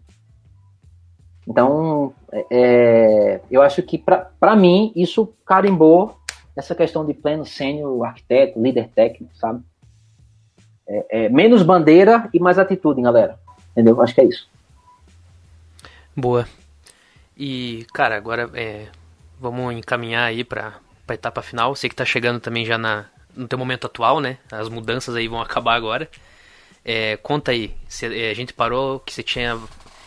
você foi pra São Paulo de novo. São Paulo, você trabalhou comigo lá em São Paulo aquele tempo. Dali você foi pra onde? Você ficou pouquíssimo tempo em São Paulo, né? Acho que você até se perdeu aí no trajeto do mapa, né? Porra. Então, você tinha ido pra Joinville e daí... Isso, São Paulo, já existia esse namoro aí com a Sensília. E é uma empresa que eu respeito muito, tá? Então eu fui, trabalhei na Sensília, trabalhei em um cliente lá em Alphaville, junto com o Cauã, tá? Era bem diferente a proposta Sensília, né? Os produtos Sensília e o meu dia a dia nesse cliente. Mas assim, eu tive a oportunidade de aproveitar do que a Sensília tem de melhor. Tem alguns nomes muito bons, hype, assim, e são cara hype, mas que os caras fazem acontecer, tá? São pessoas, autores de livros. Então, assim, eu não vivia meu dia a dia profissional, né? O Cauã sabe disso. O desafio dia a dia não era hyper, não era nada de mercado, né? Ao contrário, né? Fizeram tudo ao contrário para não ser hyper, né? E para escalonar era para declinar. Mas enfim, é um desabafo. Bom, vamos ficar no desabafo só. E aí, cara, eu aproveitei e eu disse, não, vou cuidar da minha carreira, já que eu tô aqui, a Sensília é uma referência em APIs, então fui muitas vezes em Campinas. Tem um nome chamado Cláudio Oliveira, esse cara é fantástico. E tudo que eu tenho hoje de conhecimento de microserviço, de Kubernetes, de Ingress Controller, dessa camada de comunicação entre microserviços, Service Mesh, eu não sou nenhum especialista, mas tudo que eu tenho de conhecimento para me ajudar hoje a avançar no dia a dia aí na minha carreira, eu devo a essas idas a Campinas, porque assim, por mais que eu não praticasse no cliente, eu procurava a minha empresa, procurava a Sensília, procurava os nomes de referência, colava nesses caras, ouvia eles e fazia em casa. Então fica também a dica, é o seguinte, cara, nenhum trabalho vai ser 100%, tá? Obviamente que assim, eu sou uma pessoa que eu não vou me apegar, né? Eu sou feito o Fábio Júnior, né? Eu posso casar várias vezes, né? Então assim, cara, quando eu chegar naquele casamento, que a mulher for bonita, cheirosa, legal, parceira, que ainda mais programa em microservice, putz, essa é a mulher. Mas se eu não achar, não é? E se eu não achar, porra, eu vou continuar procurando. Então eu não acho errado em você procurar o seu espaço em uma empresa que você se sinta feliz que você possa crescer. Tá? Então assim, mas eu vi a oportunidade nessa época na Sensília de ir atrás do meu conhecimento. Então colei nessa galera, né? Pratiquei por fora, cuidei da minha carreira. A Sensília me ajudou nisso, porque pelo menos me deu contato dessa galera, me deu a oportunidade, por mais que eu não vivenciasse isso no cliente. Então, foi uma fase também que eu pude estar antenado, tá? Em São Paulo, 2018. Acho que 2018, né, Cauã? 2019. 2019. Até eu me perdi já. Então foi uma fase que eu aproveitei para estar antenado e saber fazer o que o povo de mercado faz. Então foi uma fase que eu voltei para São Paulo e aproveitei bastante isso aí, né? Foi isso. Entendi. Daí, dali, logo em seguida, você vazou já. Daí veio pra Cidade Maravilhosa. Daí, que legal. Nessa época, eu já estava estudando bastante a cultura DevOps, né? Então, eu vinha numa pegada bacana. Eu estava um pouco decepcionado com relação à arquitetura de solução, né? Porque eu me deparei com solução de APIs para consulta que, porra, era pior do que eu escrevia há muitos anos atrás, no início da minha carreira, não é? Isso me decepcionou bastante, mas eu me complementava estudando por fora. Mais um ponto para destacar, né? Então, galera, estudem por fora. E a Sensília me dava isso, como eu já falei várias vezes, né? E eu comecei também a escutar algumas coisas de DevOps, né? E comecei atrás, estava fazendo uma especialização, tinha um módulo de DevOps que eu me interessei bastante. Eu disse, putz, tá aí, cara, eu quero ser isso aí, eu quero ser DevOps. E aí o Luciano Silva Gomes, me convidou para voltar para Curitiba, então tá eu de novo, ó, Curitiba de volta.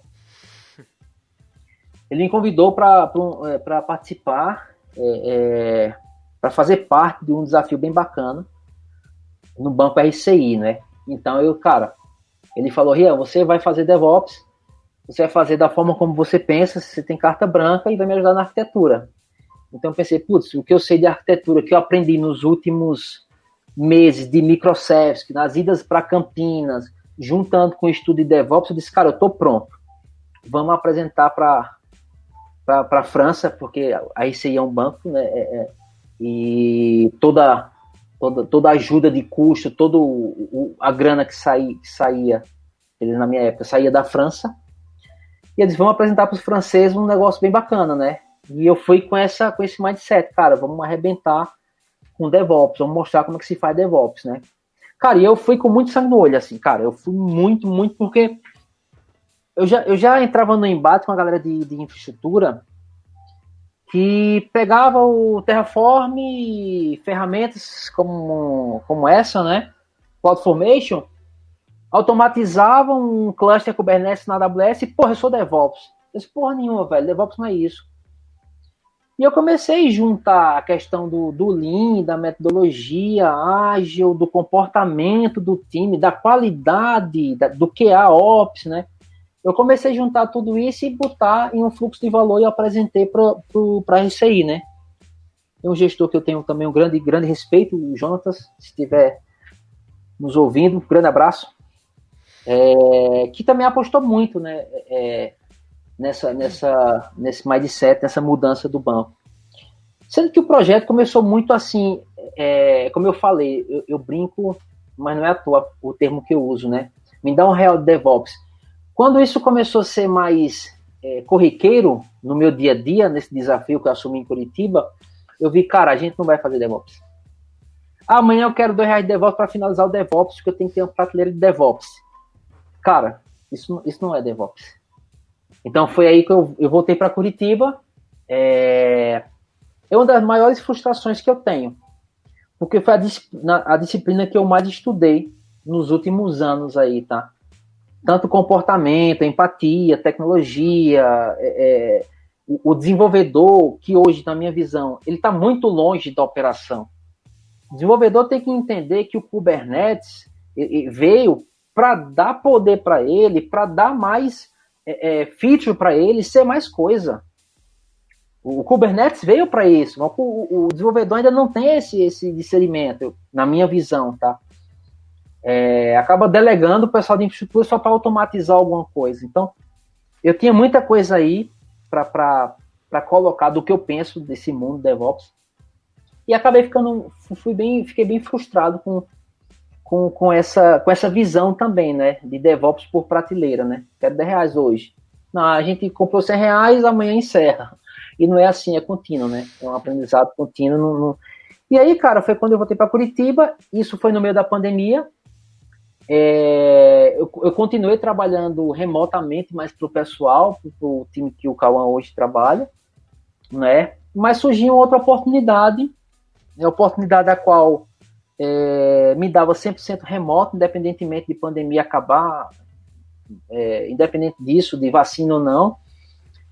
E hoje, né, eu estou muito feliz na GFT. Eu acho que poucas vezes, né, teve no início da carreira que eu contei uma entrevista bem sucinta e bem direcionada, apostando no meu potencial.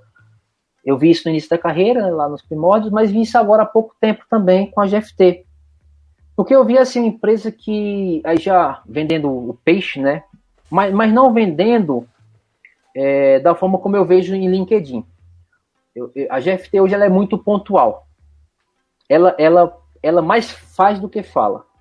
Ela me entrevistou, ela apostou e disse assim, cara, eu quero você, seja ali ou aqui. Eu vejo que você pode fazer isso. Eu vejo que você sabe falar inglês, então te leva para a Polônia. Sabe isso aqui, te leva para a Espanha. Tu sabe isso aqui, te leva ali. Então assim, cara, eu vi uma empresa que aposta e acredita no talento. E se convenceu do meu talento. E não fez muita firula de LinkedIn. E tô com eles até hoje. Aproveitando que você falou da GFT aí, esses dias eu estava vendo o LinkedIn, daí tinha, acho que uma das recrutadoras do GFT lá, eles estavam anunciando vagas para quem queria aprender AWS, sabe? Tipo assim, ó, você não precisa saber, vem com a gente aqui que a gente vai treinar você e vai ensinar você. Mas pode vir, sabe? Abrindo essa porta, essa oportunidade. Achei isso muito foda, velho. Cara, deixa eu aproveitar o gancho, que aí não é vendendo peixe que você acabou de citar. Nas primeiras semanas, eu passei em muitas empresas, vocês viram aí, quem está nos ouvindo, putz, acho que até perdeu, não sabe se tá no Brasil ou se tá no Uruguai agora, né? Cara, mas eu vi muita gente vendendo coisa que não é, cara. Vi muita gente vendendo coisas, vendendo solução, e que até, o que me deixou até triste, assim, né, que você às vezes aposta, né, você muda, você muda a vida dos seus filhos, da sua família. E, cara, eu acho que as coisas devem deixar de ser Instagram, de caras bonitos e mulheres bonitas, né? Acho que as empresas devem ser reais. Se a empresa é digital, ela é digital. Se ela não é digital, ela diz que está procurando ser. Se ela quer sair de monolito, ela tem que dizer, cara, eu não sei microserviçar, mas estou saindo do monolito, me ajude. Nós não sabemos, nós sequer sabemos fazer teste de integração com microserviço. Nós sequer sabemos se colocamos um service mesh. Nós sequer sabemos colocar isso em uma nuvem. Mas assim, todos sabem. É impressionante. Todos sabem e tu pouco aprende com os que sabem. Isso que é mais louco. Cara, e na GFT, em pouco tempo eu recebi, sem firula nenhuma, cara. Sem firula. Recebi no meu WhatsApp. Clica aqui, preenche e participe agora da Academia AWS. Sem firula, sem marketing, sem nada. Você quer fazer, faz a prova, passa. Passou, você é bom, Rian? Ah, é bom. Sou bom aqui no Brasil, fica aqui, ali. Sou bom, sei falar inglês, vai pra ali, sabe? Eu não vi firula, eu vi os caras trabalhando pontualmente, fazendo acontecer. E mais, nos últimos meses, eu não estou ouvindo mais palestras de tecnologia. O Kubernetes, que você sobe o Kubernetes com o server metrics, que você vai escalar o pod, o HPA, eu não ouço mais isso. Eu pratico. Eu ouço CEOs, pessoas que estão nessas empresas, dizendo para onde o mercado vai, para que eu possa entender e direcionar meus estudos de tecnologia. Então, eu comecei a me apaixonar mais pela GFT quando eu comecei a ouvir essas pessoas que dão palestras falando do ramo financeiro, do Pix, não é? E sem firula, essas pessoas ensinando como é que está indo o conceito de Open Bank, né? Então foi quando eu disse, eita porra, eu vou direcionar meus estudos para Kubernetes assim, assado. Então foi quando eu me apaixonei mais e estou super feliz e agradeço a oportunidade dada. Show de bola, cara. Muito, muito legal você falar isso. Eu acho que essa parte de estar feliz com o que está fazendo, de ter se encontrado depois de ter rodado tanto aí, de realmente se achar novamente, pô, vou direcionar os estudos para isso aqui, porque é isso que eu tô curtindo ver, é isso que eu tô gostando de atuar.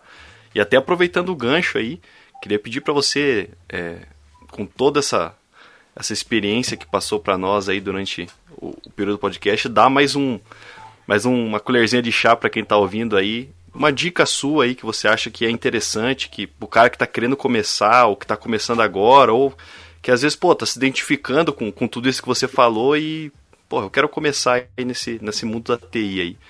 Que dica você daria pra essa galera? Bom, vamos lá. Conselho não, porque conselho fosse bom a gente comprava um real de conselho ali, né? Mas eu digo o seguinte, né? Eu sempre tive o entendimento do que eu quero fazer. Sempre tive. Se eu me desapontei, por exemplo, na parte do DevOps, não é? Mas eu sempre eu quero seguir DevOps. E eu não quero fazer DevOps por fazer DevOps porque vai me dar um salário maior. Eu quero fazer DevOps porque eu entendo que o mundo agora hoje, na transformação digital, as empresas e os grupos que não fazem parte dessa cultura vão ter mais dificuldade de entregar coisas num time to market menor, um lead time, não é lead time? Eu tô enrolando, acho que é isso mesmo. Um tempo menor, um prazo curto de entrega, né? Quem não estiver adotando essas culturas mais ágeis, né, sincronizadas com seus times, vai acabar ficando de fora. Então, assim, eu apostava e aposto no DevOps ainda com esse mindset, né? Porque as coisas estão acontecendo muito rápido e as pessoas precisam se agrupar de forma diferente, né? Esquece a cultura agora, Recife é de um jeito, São Paulo é de outro. Cara, a cultura é DevOps, entendeu? Você precisa ser DevOps para entrar nesse mundo digital. Então, essa cultura, eu aposto e continuo defendendo que vai ter muita relevância para quem quer entrar e quem quer ter um diferencial no mercado. DevOps, não a nível de ferramenta, falo de cultura, gente. Então, quem estiver ouvindo aí, é a primeira dica. A segunda dica, cara, esquece esse negócio, isso é uma opinião minha, de full stack. Nossa, eu tenho uma raiva desse negócio full stack, cara, você não faz ideia. Boa, essa eu quero ouvir. Porque eu acho o seguinte, cara, não tem como você... Como é que você é bem atacando pela direita? Como é que você é? Marcelo, lateral esquerdo da seleção do Real Madrid, bem. Você é Daniel Alves, na época do Barcelona, bem. Você é o Messi, o Cristiano Ronaldo, e você é o melhor goleiro, Neuer da Alemanha, sei lá. Ou Courtois da Bélgica. Cara, você não tem como. Como é que você vai ser full stack? Você vai se apresentar à seleção, ô Tito, eu sou full stack aqui. Onde você botar, eu sou fodido. Não, Neymar, não, deixa Neymar de boa na balada que hoje eu vou fazer o papel de eu sou full stack. Cara, isso pra mim não dá, tá? Então, o primeiro mindset é DevOps, né? DevOps como cultura. Se apega a isso, né? E isso, volta a falar, o mercado vai precisar de pessoas assim, com essa cultura. Você precisa escolher, você precisa ser bom em alguma coisa, não é? Eu dificilmente vejo um cara, putz, eu conheço o back-end, mas eu me especializei em arquitetura front-end. E que é um pedaço da arquitetura, tá? Que é um lado da arquitetura que eu estudei, que eu não sou. Se eu disser que eu sou um arquiteto front-end, eu vou estar mentindo, eu não sou. Tem diversos pontos front-end, de um arquiteto front-end, que abre diversas branches aí, digamos assim, de assuntos de arquitetura front-end, distinta de arquitetura back-end. Então, o segundo recado é assim, cara, conheça, não é? Fale assim, taticamente eu jogo para atender o grupo aqui, taticamente eu consigo hoje jogar na lateral, taticamente, para atender o grupo, mas eu sou front-end, eu tenho um stack front-end, eu quero ser um arquiteto front-end, eu conheço front-end, eu sei falar, eu sei o que é um BFF. Ah, não, eu sou full stack, programo Angular. O que é BFF? Sei que porra é essa não, sei não. cara, seja um front-end que ajude, auxilie, dá uma solução para quem está construindo, seja um arquiteto back-end, uma solução BFF. Né? Então, você, com embasamento de front-end, você somar, né? Você colaborar com isso. Né? Se você é um arquiteto, eu sou bom em back-end, cara, que você se torne especialista, que você procure arquiteturas de back-end que você consiga agregar. Não é? Obviamente, você não quer dizer que você não saiba programar um Angular com TypeScript. Né? Eu sei fazer essa porra, mas eu não é o meu dia a dia. Não é o que eu sou bom. Né? Agora, se você me der como hoje, por exemplo, Rian, tem um problema hoje para resolver, eu preciso criar um plugin para automatizar um build e todas as dependências do Spring não pode ter uma vulnerabilidade e tal coisa. Deixa comigo, que eu já conheço tal parte, essas dependências, sabe? É diferente, assim, eu acho que são coisas distintas. Então, a dica que eu dou hoje é uma opinião minha, tá? Não gosto desse termo full stack. Quando alguém me procura, você é full stack, eu não sou porra nenhuma. Eu trabalho na zona, mas full stack não. Full stack não. Eu conheço, se me der alguma coisa, não vou me perder, eu faço com TypeScript, Service, TypeScript, mas, cara, eu doei minha vida e me separei 2 vezes e me mudei com os trapos debaixo das costas atrás de uma especialidade. Eu sou isso aqui. Tá? Então, eu acho que é isso que direciona a nossa carreira. E foi com isso que eu tive a felicidade nos últimos... Estou muito feliz onde eu estou, mas nos últimos dias aí ser contactado por algumas grandes, né? Como a Amazon, como a iFood. Então, eu acho que você precisa construir também a tua bagagem, né? E essa bagagem está visível para as pessoas. E não adianta que o Rian full stack, ele não é porra nenhuma full stack. Pô, é muito massa aí ver, cara, você contar da tua história inteira aí. Você também dá as dicas pra galera aí. Pô, foi uma aula aí, velho. O podcast inteiro você foi dando dicas ali, tem vários easter eggs ali no meio, pra galera se aproveitar disso aí. E, Vinas, tem mais alguma pergunta pro Rian aí? Cara, eu tenho a dizer que aproveita a galera que tá ouvindo que a aula foi de graça aí, cara. É só aproveitar e tirar o conteúdo. Pega a caneta e o papel e anota tudo aí que seja necessário, que essa aula foi 0800, rapaziada. Eu fui filtrando algumas coisas aqui, eu não sabia se eu podia falar, mas enfim, espero ter conseguido aí passar de forma bem orgânica, falando já bonito. Bem orgânica, minha história, bem natural aí. Algumas coisas eu fui cortando, fui moldando, porque eu também não posso falar tudo, né? Que é sacanagem. Não, mas foi muito massa. E, cara, então faz o seguinte, deixa tuas redes sociais aí, fala onde que a galera te encontra. Vai que alguém vai tirar alguma dúvida com você aí, pergunta como ser um full stack e tal. Deixa aí pra galera perguntar aí. Então, ultimamente eu tô mais no LinkedIn, tá? Eu costumo compartilhar bastante coisa, ler algumas coisas, dar like lá. Logo eu estou terminando de escrever um artigo para PUC também, que envolve na prática uma solução que a gente ouve muito, né? Event Driven, microservice. Pô, mas como é que se implementa essa porra? Como é que eu venho, codifico? Como é que essa porra vai entrar nas nossas entranhas? Eu acho assim, não tem mais CRUD, galera. Assim, não acabou o CRUD. O mundo é dígito, é muito rápido. Não tem mais espaço para CRUD, Angular, Spring Boot, não tem. Acho que as soluções hoje em dia são muito rápidas, são bem digitais, né? Sempre impulsionando a velocidade dos produtos que estão no mercado.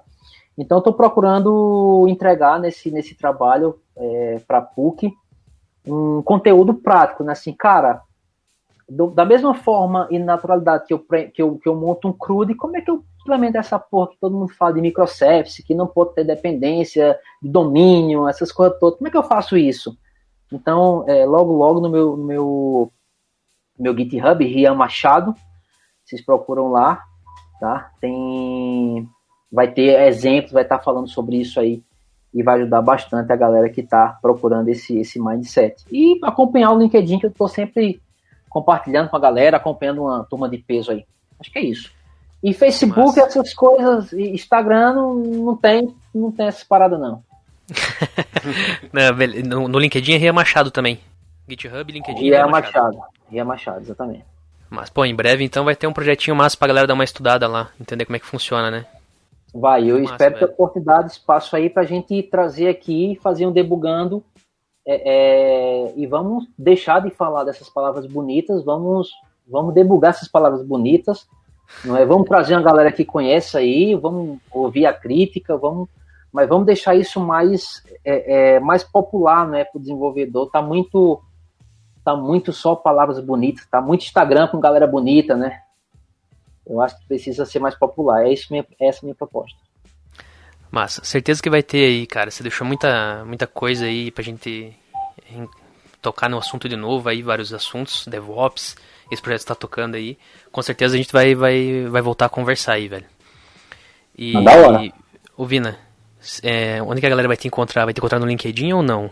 Cara, no LinkedIn ainda não vou me encontrar, né? Acho que eu vou deixar o LinkedIn para quando relançar esse artigo aí, poder dar uma papirada melhor, para dar mais pano pra manga para um próximo debugando aí. Mas se quiser me encontrar, conversar comigo, tirar alguma dúvida, ou até mesmo fazer alguma crítica aí pra gente, @cabogro, aonde você procurar você vai me encontrar, seja no Facebook, Instagram, menos no LinkedIn. Então, Cabogro, em qualquer rede social que você procurar, você vai me achar lá. Valeu. Esse LinkedIn acho que nunca vai sair, velho. Eu já desisti, velho. Não, sai, acredito. Não pode desistir, não. Bom, e pra quem quiser me encontrar aí, é Cauã Henrique no LinkedIn e Cauã Oliveira com 2 As no Instagram, tamo lá. E assim, só reforçando aqui, cara, eu acho que esse episódio de hoje, ele deixou mais evidente ainda que, eu volto a falar nesse assunto, cara, é uma das propostas aqui que a gente tá trazendo no Debugando, que é a oportunidade de quem tá ouvindo aí aprender com o erro dos outros, que é a melhor coisa que tem, velho. O Rian aqui deu muita dica, muita coisa que ele passou na pele lá e ele entregou aqui de mão beijada pra galera. Isso cara, é muito massa ouvir isso aí. Então, acho que a gente tem que se aproveitar disso aí e, cara, aproveitar essa oportunidade que foi dada aí e escutar isso aí e aprender, sabe? Não deixar pra sentir na pele pra depois errar de novo e daí, putz, eu realmente devia ter feito isso. Acho que essa é uma oportunidade que a gente tá dando aí, Rian. Cara, muito obrigado aí pelo teu tempo, né, que você teve pra conversar com nós aí. E, cara, só tenho que agradecer aí, foi uma aula mesmo, fiquei de cara aqui. Eu não conhecia metade do que eu achava que eu conhecia. E com certeza tem muita coisa pra gente falar ainda aí. Ah, bacana, eu agradeço a oportunidade. Não deu para falar tudo, eu acho que não esqueci de diversos nomes aí importantes. Mas fica a dica assim, escolha, né? Escolha também, lembre do ponto que eu falei da empatia e de um grupo com conhecimento, né? Não adianta só ter um grupo com conhecimento, não ter empatia, né? Isso é muito importante hoje, tá? Isso tem a ver com DevOps também, muito com DevOps. Eu tive muita sorte disso na minha vida, né? Trabalhei com pessoas que hoje estão na Microsoft, eu não sei aonde, e são pessoas muito, muito, muito simples, com empatia 100%. Por isso que eu tô aqui. Então, agradeço a oportunidade e quando precisar é só chamar. Tá? Eu filtrei algumas coisas, mas eu vou pegando o jeito da coisa aqui, depois eu largo mais coisa aí e aí vai ser mais da hora. Da hora. Massa. Galera, então é isso aí. Pra quem curtiu aí, se tá ouvindo no YouTube, se inscreve no canal, deixa o like aí. Pra quem tá ouvindo no Spotify, cara, segue a gente. E se você gostou, compartilhe com os amigos aí. Vamos aumentar essa comunidade aí do Debugando aí. Hoje debugamos o Brasil inteiro aí, corria mais de 7 cidades aí do Brasil. O cara já morou, já viveu. E é isso aí, galera. Muito obrigado, até o próximo episódio. Tchau! Valeu, pessoal. Falou. Lembra de seguir a gente no Instagram lá, @debugandocast. Boa dica. Tamo junto. Boa dica. Posso dar uma dica sem cortar? Vai. Pra galera tá ouvindo, cara, nunca esqueça da língua. A língua hoje é uma barreira, tá? Eu já perdi diversas oportunidades na minha vida. Países que eu não fazia ideia poder pisar, tá? Cara, não esquece disso, tá? Microservice é legal, Kubernetes é legal, Spring Boot é legal, TypeScript, Angular, essa porra toda. Mas, cara, a língua é quem quebra a barreira. Então, não esquece disso. Abraço. É isso aí, valeu. Inglês muito importante aí, velho, verdade. Valeu, Josias, estúdio bombando. Falou! Falou!